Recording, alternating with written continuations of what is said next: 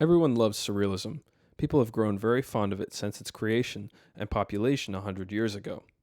It's a medium that grew along with filmmaking, and very quickly there would be a camp of surrealist filmmakers that would use surrealism to tell stories. Surrealism is still heavily used today in modern films, but we believe it's used incorrectly. We think that there is a different method to using surrealism in filmmaking. Before we go into our view on this, let's briefly cover what exactly surrealism is. It is both a philosophy and an art movement. It became prominent in the early 1800s and exploded in popularity during World War I. Essentially, it's about displaying the absurd, using what is typically normal and introducing random objects and events into what should be ordinary situations. Some examples are the toilet and bike artworks by Duchamp, or the various books written by Franz Kafka. In one of these books, a man wakes up and realizes he is a beetle, and he has to deal with the consequences of no longer being human. This is something that would never happen in real life, yet we explore the absurd situation in order to learn from a new, odd perspective. Surrealism is all about blending things that don't belong together, displaying abstractions and randomness to the audience. This is done to put the audience in a world that wouldn't normally exist, to spark their creativity and get them thinking about the world in a new way because of the odd images they have never seen before. Thousands of filmmakers have adopted surrealism into their arsenal of expression. Here we will go over some of the main ones in film's history. Surrealist films were born in France with French Impressionist filmmaking and a notable duo, Louis Buñuel and Salvador Dalí. Their first film together, Un Chien en Dieu, would be a historic mark for surrealist films, as it has several images that are unforgettable. The ants leaving the hand, the cutting the eye in half, and of course, the cows and the piano. Both of these artists are pretty crazy. As most of you know, Dalí would go on to continue painting and then later lose his mind. Buñuel would continue making surrealist films throughout the 20th century. He is arguably the frontman for the surrealist movement in film, and I would argue his films are some of the best when it comes to having a surreal experience. They are very theatrical, both in terms of drama and presentation. You usually watch his characters from a distance and observe the odd actions of everyone from a wide angles. Occasionally he'll use close-ups to make you uneasy, but for the most part you are observing the action. His films would be the template for all the other European filmmakers to use and grow off of. Fellini was another popular surrealist out of Italy who made films similar to Buñuel, but his techniques were more impressionistic.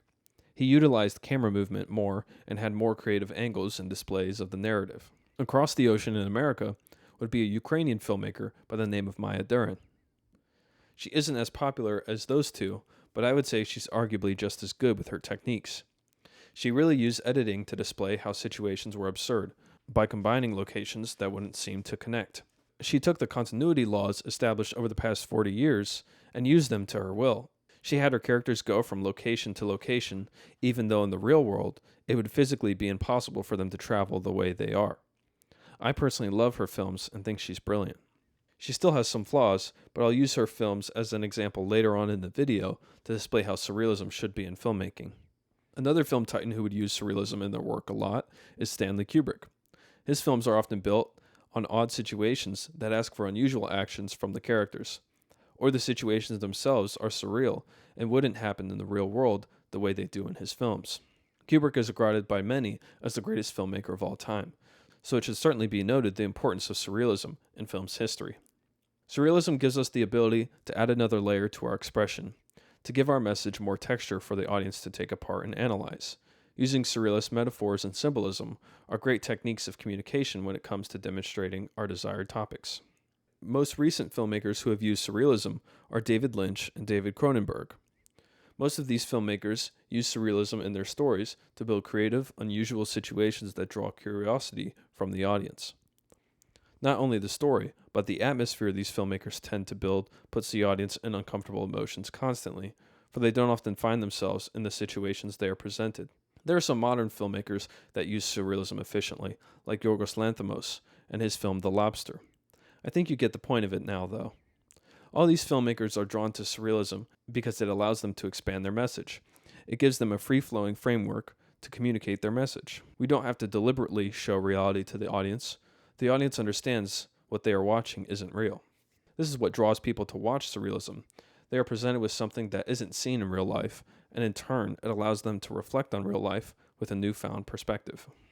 All these points are positives of surrealism, and we view that the movement has done them more good than harm. However, we view surrealism can be used more efficiently, that surrealism can genuinely change how films are made. All the filmmakers and films that I've listed has had an impact on filmmaking, yes, but there's just one problem. Their films are theatrical. They use theater and literature to tell their stories. Our goal as filmmakers is to progress and revolutionize the medium, to improve it towards its full artistic potential. It's our understanding that films do not need theatrical elements to thrive as an artistic medium.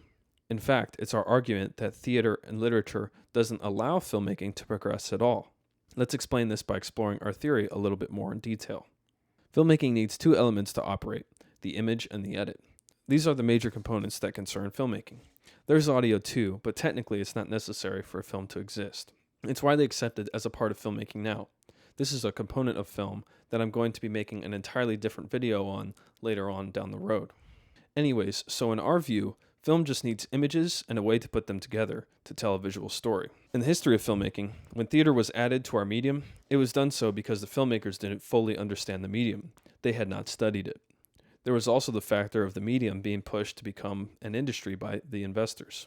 So the businessmen that funded these films understood how to market an idea and make money off of it. They knew that there was an already existing audience that enjoyed plays and books. So they made the educated guess to combine film with theater in order to make money, and it worked. They used film as a tool to display plays, and this has been the history of film since. The only thing that's changed over all this time is that filmmakers have gotten better at displaying theater with film's tools. A film does not need theatrical elements to exist to tell a visual story, it just needs the image and the edit. When you combine two mediums together that have no way to combine fluidly, soon one medium takes control over the other, which has been the case, as theater has dominated films ever since they were first being made. There have been very few films that have been produced that exist separate from theater and literature. To bring this conversation back to surrealism, we think surrealism has a place in filmmaking, just not with theatrical films. This is, of course, concerning revolutionary filmmaking. You can go on to make theatrical films, but in our opinion, you won't be considered a revolutionary filmmaker pushing the medium forward. The question comes, how does surrealism exist without theater? Let's first show an example from Deren to explore this concept. Her film, At Land, is a dream sequence that portrays a woman going through multiple locations throughout the film. There's an interesting sequence where she goes between a beach and a dinner table. The edit is used to combine the two locations simultaneously in the film's reality. Deren uses the edit as a way to connect two locations that in any other context would not relate with one another. She further utilizes herself as the actress to further the theatrical story of the dream sequence of a woman going from place to place. The only problem we have with her film is that she uses actors. Her technique of going from location to location is what we praise. Her ability to seamlessly edit each action is brilliant. If this were to be achieved without theater, we would simply film the actions of people at a beach and people at a dinner table in real life. We would go and film real people and tell a story based on the footage we gather.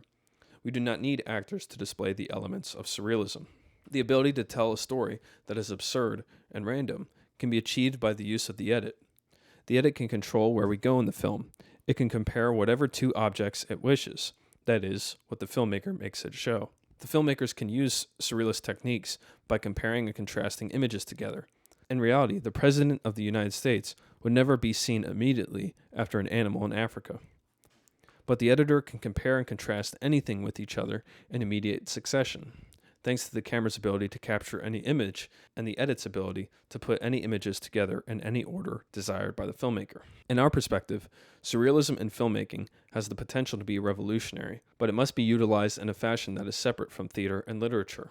With surrealism, we can connect any two objects together that have no business being related, creating a whole new meaning with the images shown. Modern films now use surrealism the same way filmmakers did a century ago. They use theatrical elements to display their visual story and hardly do anything to grow as an artist and push the limits of what the medium can do artistically. Modern filmmakers are too obsessed with showing the techniques of their idols and what their influences have accomplished, rather than developing themselves as artists. During the course of this video, I have done my best to describe our view on surrealism, as well as explain our general perspective on filmmaking. Our aim is to change filmmaking, and we view that this will occur separate from theater and literature. These are ideas not unique to me. They've existed for over 100 years now. It's just that they haven't been put to a wide practice and an efficient scale of production. The filmmakers Sergei Eisenstein, Dziga Vertov, and Lev Kuleshov are all filmmakers who have built the foundation of our theory.